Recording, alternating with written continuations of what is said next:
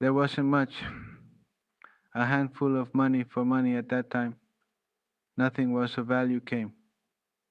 Then a couple of days later, a soldier from Petrosavorsky came again there for the provincial government's office, or they said Kupki Ketnatki Dom, who was from Finland. It was the same place where we had left with was Maria Helenin and the whole Finnish group, who was that time there in Petrosavorsky. There were two, not that time we weren't taken to speak to Hanu Killings or Maria Helen, a couple of other men there, and I immediately noticed that we were Kontopoya's runaways. That was a bit like that. The other one was quite gentle, and the other there as bad lions. We say that we are a little hungry. Where could we eat? Some bread, a whip, and no food. I say you, the other said no. Don't be angry with the boys, they have left home and are. It was like we were almost homesick. Yes, Yrjo and I were homesick.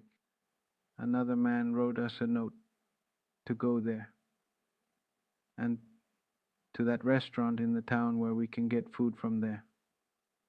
Then for a night's lodging there, to some place somewhere similar, or the same place where I had been in the early spring. So we were sent with the Yrjo to pick it up in the paper, to get it where the restaurant was, and finally we found the restaurant there. So we entered the restaurant, for there wasn't hardly anyone there. One man can be seen sitting in a corner with a corner there on a chair. Yes, that we took it to the counter, and from there they brought a little bit of rice to the table, and we waited. When the food was finally brought, they brought us a plate from where did we had soup and the spoon, and it was pretty good. They are said to be very familiar to me. The place I remember was the blacksmith, surrounded by cod from all the cod heads. What did you cook? Dried cod heads, like on the shores of Murmansk. Men fished and dried the heads of the cod, and in the winter the fishermen fed them the cows. They soaked the heads in hot water, and you put hay in it and sprinkled it for the cows, and it was pretty sour. Lemon scent always came out when you took the cows.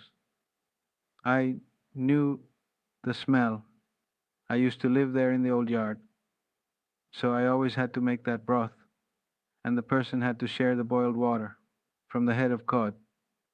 Rio stirred the soup with a spoon and said, "Look, there are rice kernels, there is no rice, cereal, there are worms, and some have dried out. That's all that's left is the husk. So the spoon is now covered, and you know what? The spoon always sprinkles on it, and the glue was put on it. Iti, yes, it felt a bit long, but the rice went down when I was so hungry. So hungry. They say hunger is the best husk of bread. It's resting. Now you can say it was the hunger is the best bread crust. Or we can say it was the best soup crust when done." The man sat in the corner, and then he started asking us where the boys are from. I said I'm from Vaitolati, actually from Karvala. But from Vaitolati, it's the last thing. He got excited about it and started asking about it and this and that. By the way, you're there and you're looking at us and what's wrong with them and so on.